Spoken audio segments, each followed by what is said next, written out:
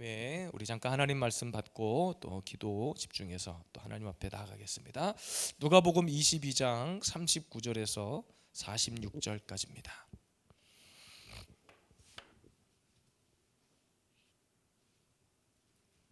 누가복음 22장 39절에서 46절까지 우리 다 같이 말씀 받겠습니다.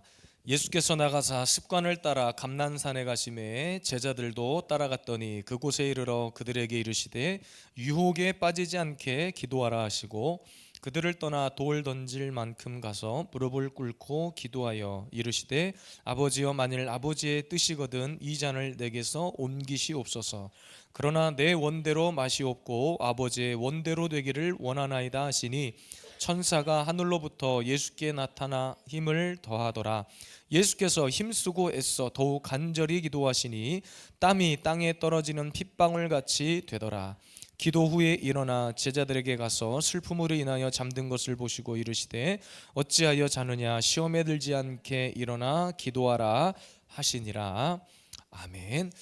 고난주간 첫 번째 날 우리 기도의 고난의 시작 예수님이 하신 일, 이런 주제로 우리 잠깐 말씀을 전하겠습니다. 오늘부터 한국교회는 고난주간으로 특별히 하나님 앞에 새벽 기도가 됐든 저녁 기도가 됐든 한 주간을 집중해서 모이는 시간입니다. 무엇보다 이 시간을 통해서 우리가 예수 그리스도의 십자가를 묵상하는데, 주일날도 제가 설교했던 것처럼 고난으로 예수님의 일생이 끝난 것이 아니라 고난의 길을 통해서 주님은 반드시 승리의 길로 가셨습니다. 이번 한 주간 우리가 결단하고 기도하는 일을 통하여서, 이번 한 주간에 이 집중해서 기도하는 이 시간을 통해서 반드시 저와 여러분들에게 놀라운 하나님의 은혜가 베풀어질 것이고 주님께서 회복시키실 것이고 우리 교회와 여러분의 삶 위에 놀라운 축복을 내려주실 줄로 믿습니다. 특별히 오늘 우리가 읽었던 본문은 예수님께서 예루살렘에 입성하시고 난 뒤에 우리가 주일날 살펴본 것처럼 종료주일을 시작으로 고난의 길을 가시는 첫 번째 날입니다. 예수님께서 예루살렘에 입성하시고 나서 하셨던 많은 일들이 있습니다. 우리가 아는 바처럼 성전을 깨끗게 하셨고요, 성전에서 막 비둘기 파는 자들, 돈거래 하는 자들을 향해서 예수님께서 아주 벼락같이 화를 내셨죠. 그리고 성전에 가셔서 변함없이 바리새인들 앞에서, 당시 유대 지도자들 앞에서 끊임없이 말씀을 가르치셨습니다. 본인이 죽을 줄 알면서도, 돌 맞을 줄 알면서, 채찍 맞을 줄 알면서 그 길을 가신 거예요. 그리고 오늘 제자들을 불러서 최후의 만찬을 하셨죠. 거기서 성찬식도 베풀었고요, 세족식도 하셨고요, 또 유다의 배반을 미리 말씀하셨고요, 또 베드로가 부인할 것까지도 힘이 주님은 다 말씀하셨습니다. 그리고 마지막 고난의 최종 관문 앞에서 주님이 뭘 하셨느냐? 기도하러 가신 거예요. 기도하러. 이유가 있었습니다. 유혹 때문이었어요. 옛날 성경에 보니까 시험이라고 했죠. 우리 40절 말씀에 그곳에 이르러 그들에게 이르시되 유혹에 빠지지 않게 기도하라 하시고 그랬어요. 예수님께서 고난의 길 가면서 처음으로 하신 것이 바로 기도입니다. 기도.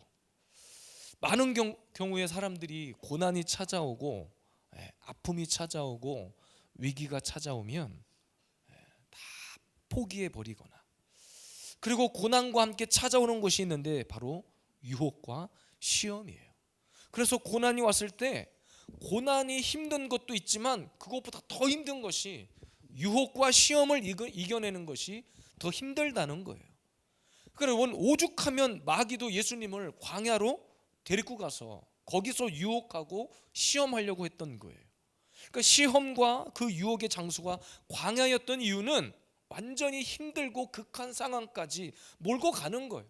인생의 바닥까지 데리고 가는 거예요. 다 포기하고 싶을 만큼 우리를 그 자리까지 데리고 가는 겁니다. 절망의 순간 완전히 바닥까지 우리를 끌고 가는데 거기서 우리를 유혹하는 거예요. 야, 이래도 네가 예수쟁이냐? 이래도 너가 예수님을 믿느냐? 이래도 하나님이 예수 그리스도가 살아있다고 너는 믿느냐? 지금 너의 삶을 봐라. 바닥 아니냐? 세상의 유혹을 이길 수 있는 유일한 길이 뭐냐? 오늘 주님은 기도라고 말씀하시는 거예요. 그래서 모든 일들을 다 정리하고 제자들에게 할 말 다 하신 후에 마지막 십자가 지시기 전에 하셨던 일이 기도예요. 기도. 너무나 잘 아는 이야기지만, 너무나 잘 아는 이야기만큼 우리는 이것을 너무나도 쉽게 가볍게 여기고 있는 거예요.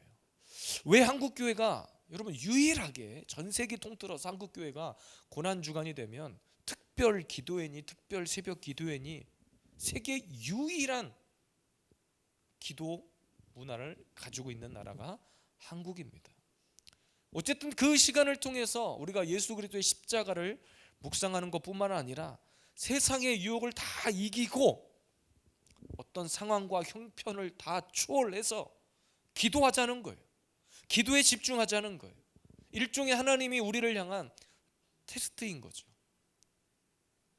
이 시대에 우리가 잘 아는 것처럼 정말 영적 대혼란의 시대에 살고 있습니다.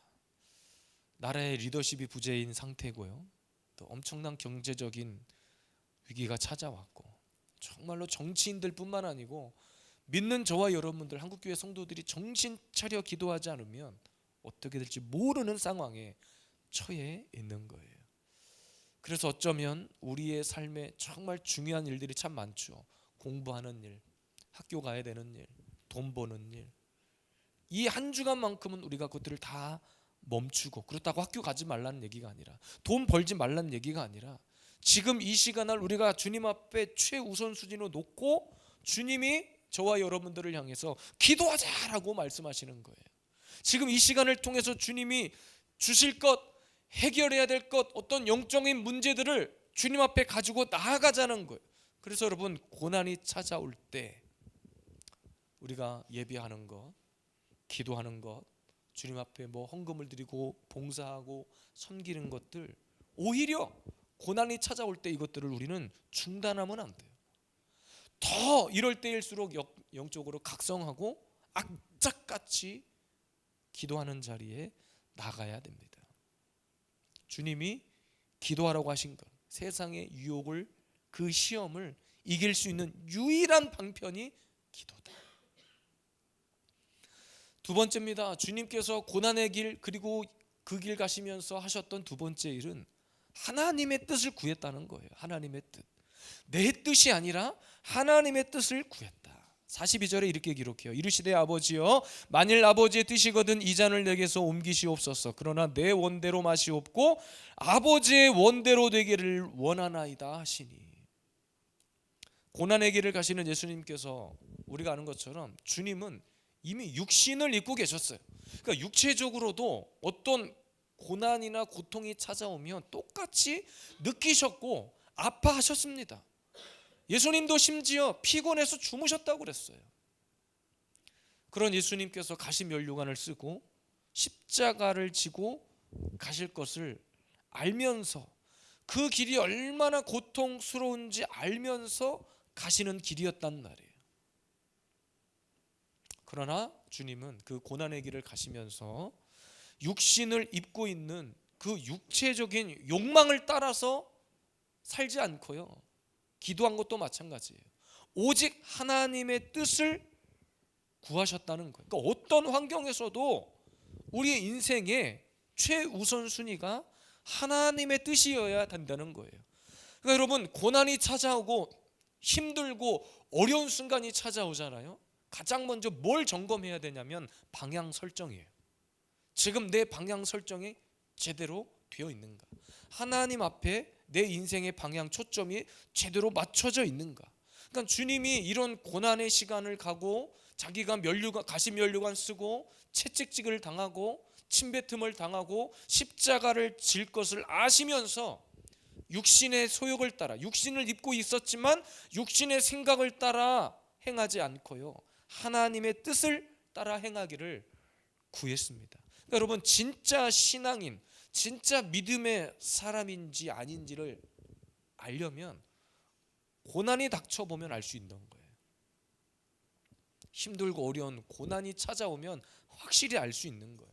그러니까 우리가 평안하고 아무 문제 없이 살아갈 때는 다 다 편안하게 예배드리고, 다 헌금 드리고, 다 봉사하고 헌신합니다. 심지어 교회의 부족함을 내가 채우겠다고 큰 소리도 칠 수 있어요. 마치 베드로처럼 다 떠나도 저는 주님 떠나지 않습니다. 그러니까 지금 주님하고 같이 있을 때는, 평안할 때는, 문제 없을 때는 그거 다 한다고 한다니까요. 누구나 할 수 있는 말 아닙니까? 내 인생에 아픔이 없고 아무런 문제가 없을 때 다 얘기할 수 있는 것들이에요.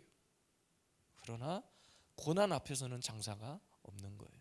자식이 당장 굶주리고 있는데, 당장 먹고 살 것이 없는데, 부모가 돼가지고 할 수 있으면 내가 진짜 도둑질이라도 해가지고, 도둑질하면 안 되지만 도둑질이라도 해가지고 자식 새끼들 먹여야 되겠다 하는 이런 생각하는 것이 오히려 정상이겠죠.